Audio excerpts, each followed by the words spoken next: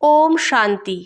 আজ 16ই আগস্ট 2026 আমরা সবাই অব্যক্ত বাপদাদার অব্যক্ত মধুর মহাবাক্য শুনব। এই অব্যক্ত মধুর মহাবাক্য অব্যক্ত বাপদাদা 16ই মার্চ 2011-তে শুনিয়েছিলেন। আজকের মুরলির টাইটেল, মনসা দ্বারা প্রকৃতিকে শতগুণী বানানোর সেবা করো, শুভ ভাবনা শুভ কামনা রেখে সংস্কার মিলনের হ্রাস করো। আজ হোলিয়েস্ট বাবা নিজের বাচ্চাদের সাথে হোলি খেলতে এসেছে। তোমরা সবাই হোলি খেলতে এসেছো। চারিদিকের দূরে থাকা বাচ্চারাও হোলি খেলতে বসে আছে। তোমরা সবাই কোন রঙের হোলি খেলতে এসেছো? জানো সবথেকে শ্রেষ্ঠ রং হয় পরমাত্মার সঙ্গের রং। এই রং সদা শ্রেষ্ঠ থেকে শ্রেষ্ঠ বানিয়ে দেয়। যেমন বাবা উঁচু থেকে উঁচু হয়, তেমন পরমাত্মার সঙ্গ উঁচু থেকে উঁচু বানিয়ে দেয়। প্রত্যেকটা বাচ্চার ভাগ্যে চমকানো ভাগ্যের তারা দেখছে বাবা। এই ভাগ্যের তারা সারা কল্পে তোমরা ভাগ্যশালী বাচ্চাদের ছাড়া আর কেউ প্রাপ্ত করতে পারে না। ওই শ্রেষ্ঠ ভাগ্যই হয় যে তোমরা বাচ্চারা ডবল পবিত্র অর্থাৎ হোলি হও। তোমরা ব্রাহ্মণ আত্মাদের ভবিষ্যতে আত্মাও পবিত্র হবে আর শরীরও পবিত্র হবে। আর এর চিহ্ন হলো ডবল পবিত্র, তো ডবল তাজ প্রাপ্ত হয়। সারা কল্পে তোমরা সঙ্গম যুগে বাবার সঙ্গের রঙে ডবল পবিত্র তাজধারী হও। সঙ্গম যুগের পরমাত্মা সঙ্গ ডবল পবিত্র বানিয়ে দেয়। তো তোমরা হোলি বাবার সাথে থাকলে, বাবাকে কম্বাইন্ড বানালে ডবল পবিত্র হয়ে যাও। সদা মনে বাবার সঙ্গ থাকে। এই পরমাত্মা সঙ্গ কত শ্রেষ্ঠ হয়, যেটা এত শ্রেষ্ঠ বানিয়ে দেয়। লোকেরা তো স্থূল রং দিয়ে হোলি খেলে, কিন্তু তোমরা বাবার সঙ্গের রঙে হোলি হয়ে যাও, তাও ডবল হোলি।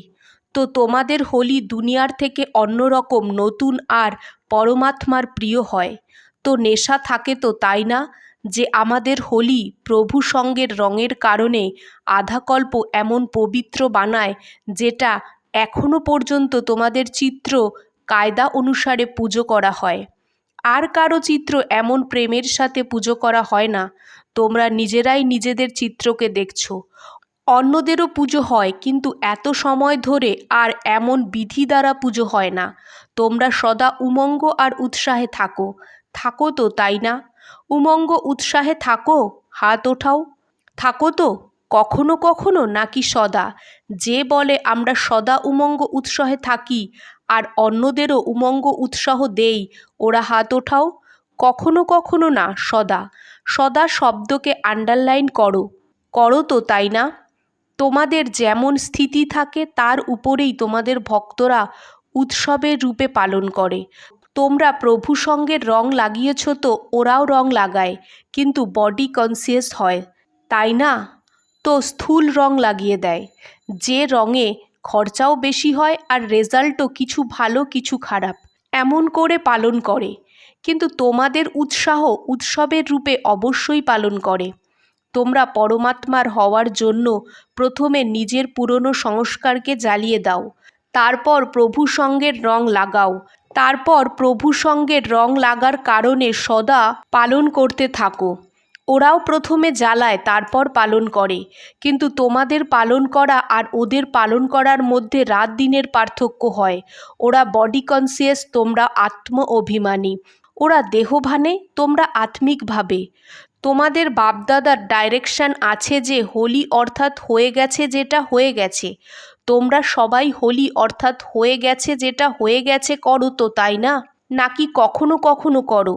কারণ হয়ে যাওয়াকে ইয়াদ করলে ব্যর্থ সংকল্প খুব চলে, সময়ও ব্যর্থ যায়।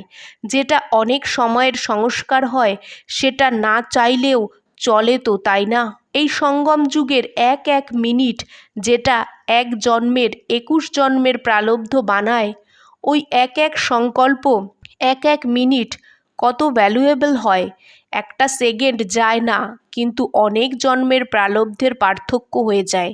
বাপদাদা আগেও বলেছে যে সঙ্গমের সময় আর সংকল্প কখনো ব্যর্থ নষ্ট করো না।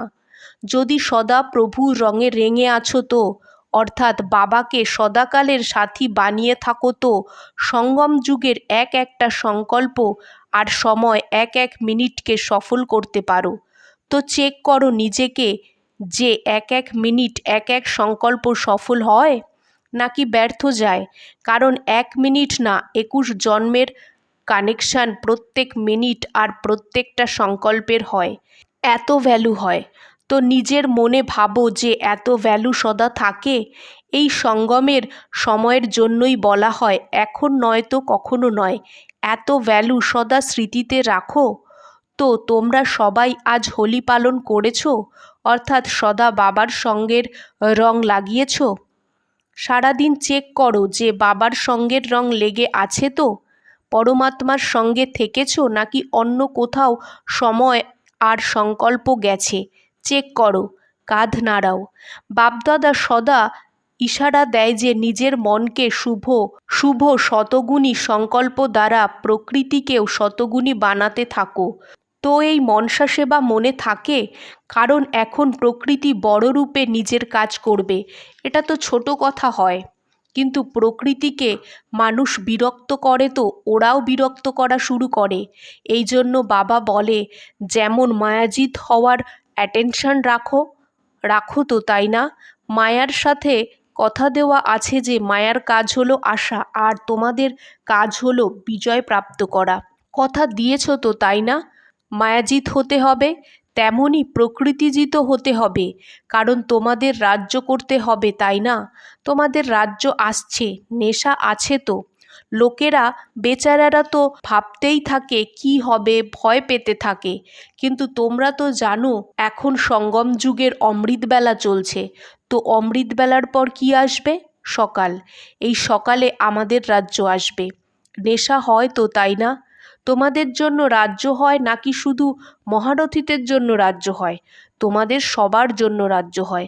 তোমাদের চিন্তা নেই যে কি হবে, ভালো থেকে ভালো হবে। তো তোমাদের রাজ্যে প্রকৃতিও শতপ্রধান হবে। তো প্রকৃতিকে তমগুণী থেকে শতগুণী কে বানাবে? নাকি প্রকৃতি যেমন হোক তেমন চলবে? তোমাদের রাজ্যে চলবে? এটা তো চলবে না। তো প্রকৃতিকে শতগুণ কে বানাবে?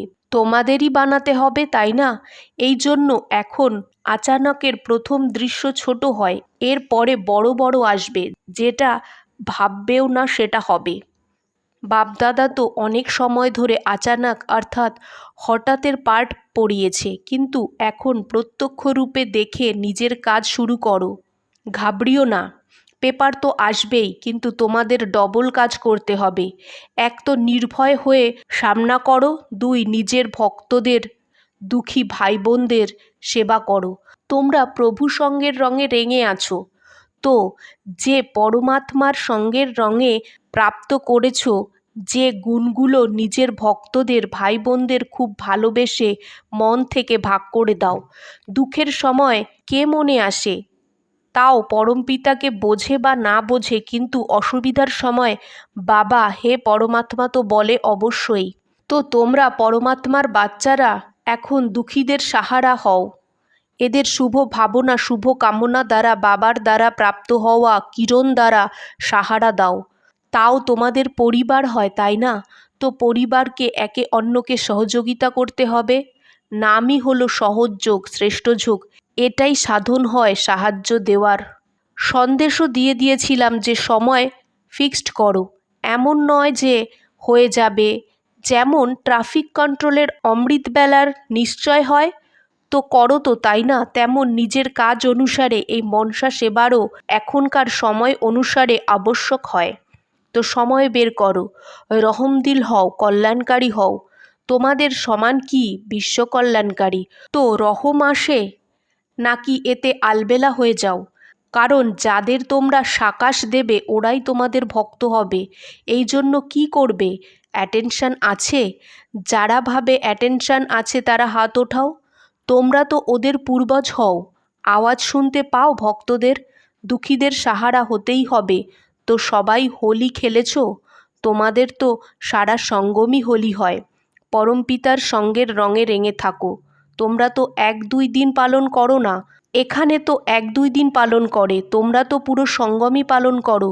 তোমরা 21 জন্মের গ্যারান্টি পাও যে দুঃখ তোমাদের স্বপ্নেও আসবে না, সংকল্পেও দুঃখ আসবে না। তো সদা প্রত্যেককে নিজের রাজ্য নিতে হবে। এখন নিজের পরিবার, সত্যযুগের সাথী আর রয়্যাল প্রজা, সাধারণ প্রজা সব এখন বানাতে পারো। 21 জন্মের গ্যারান্টি।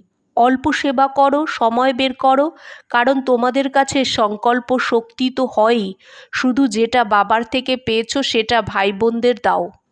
বাবার যে মহাবাক্য হয় ওই শ্রীমতে চলতে থাকবে, তো শ্রীমত তোমাদের ফার্স্ট ডিভিশনে নিয়ে যাবে।